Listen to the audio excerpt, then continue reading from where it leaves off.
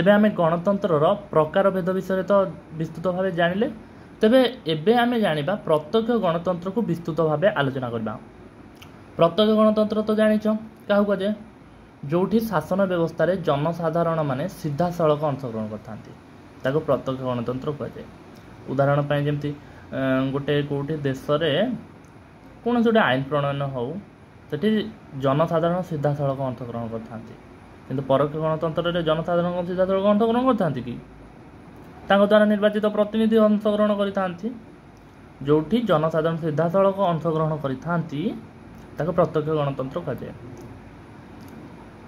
प्रत्यक्ष गणतंत्र रे अछि गोटे गणमत देखुथिबो एठी गणमंत्र गणमत काहू कजे व्यवस्थापिका द्वारा प्रणीत आईन को ए जो देखुछ मतदाता मानक विचार निमंते प्रेरणा करी तांकर मतामत लोडिबा को गणमत कहे। माने कौन व्यवस्थापिका गोटे आईन प्रणयन करिछि उदाहरण धर कौनटा कहबा मन कर जनसाधारण गोटे आईन नोट बदलैबा जो करथिले सरकार किंबा ट्रैफिक रो रूल रेगुलेशन पई कडाकडी करथिले आईन प्रणयन करथिले जे कोनोसी गोटे आईन हो बनैछन सरकार लोकन को हित पई एठी कौन लोक मान पचारिक आईन बना होची किंतु प्रत्यक्ष गणतंत्र राष्ट्र रे सेठी गणमत निया जीवो ए आईनटा हेछि तुम माने राजी तो से माने जदि अधारु अधिक लोक जदि मत हाँ रहिबो ताले से आईन परिणत होबो जदि लोक माने राजी हेबे नाही ताले से आईन लागू हेबो नाही लोक मानक उपरे। एठी जनसाधारणकर एटा गोटे भिटो पाउ क्षमता थाए चाहे सरकार त्रुटिपूर्ण आईन और कार्य को जनसाधारण रोकी पारिबे। एटा छोट मोट कंट्री करबा पे सुविधा किंतु जो बड़ बड़ राष्ट्र रहले सेठी करबा बहुत प्रॉब्लम हे जिवो।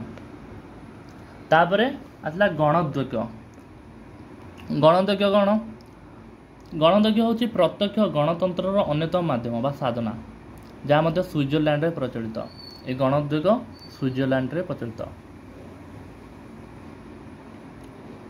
जेतेबेले निर्दिष्ट संख्यक मतदाता कौनसी विषय उपर आईन तैयारी करने को निज आड़ प्रस्ताव दियंती बा ताहार सूत्रपात करती ताकू गणतज्ञ कहुए। मनकर तुम मैंने चाहूच ये आईनटा तैयारी हेले नारी मानक पई भल हेबो तुम मैंने सरकार को प्रस्ताव दे पार माने प्रत्यक्ष गणतंत्र राष्ट्र रे परोक्ष गणतंत्र राष्ट्र रे एमती हो पारिबो नै सेठी जदि लोक माने चाहिबे कोनोसे आईन गोटे प्रणयन करबा पई से माने निज आड़ू लोक माने तांको निज आड़ू प्रस्ताव देबे कि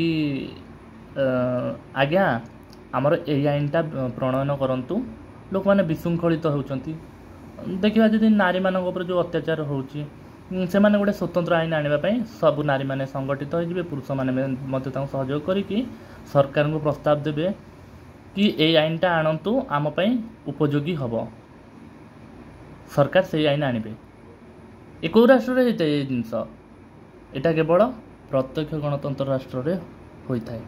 तापरे आसला प्रत्याहार जदि निर्वाचित प्रतिनिधि सेमानक स्वाभाविक कर्तव्य संपादन किंबा प्रतिश्रुति पालन रे अवहेला करती अथवा अक्षम होती तेबे सेमानकर कार्यकाल समाप्त हेबा पूर्वरु मध्य जनसाधारण मतदान द्वारा सेमानक प्रत्याहार करी नूतन प्रतिनिधि को नियुक्ति करि परिबे एहा को कह जाय प्रत्याहार आ कोन कह जाय प्रत्याहार कह जाय। मनकर भारत जो इलेक्शन होची हे आमे जदि जीति जीवु कौन नेता आसी कहती बग दबु ढिंकी दबु हेना दबु तेना दबु आलू गोटे जगह पूरे दब गोटे मेसीन रे तापर पर सुना बाहर एमती दुनिया कथा कही जाती जदि प्रत्यक्ष गणतंत्र राष्ट्र रे एमिति नेता मंतव्य देले कि नेता कहले आमे जीतीगला पर ए सब जिनस तुम पूरण करूँ से दबा बाध्य जदि नेता कही मुझे तुमको सुना चपल हले हले देवी मुझे जीतीगले जदि नदब से नेतार बेकू को धरवे हे रे तू हारामी आमको कही तू आमको जिनस दे ଆଉ ତୁ ଯଦି ନ ଦେବୁ ତାହେଲେ ତୁ ବାହାରେ।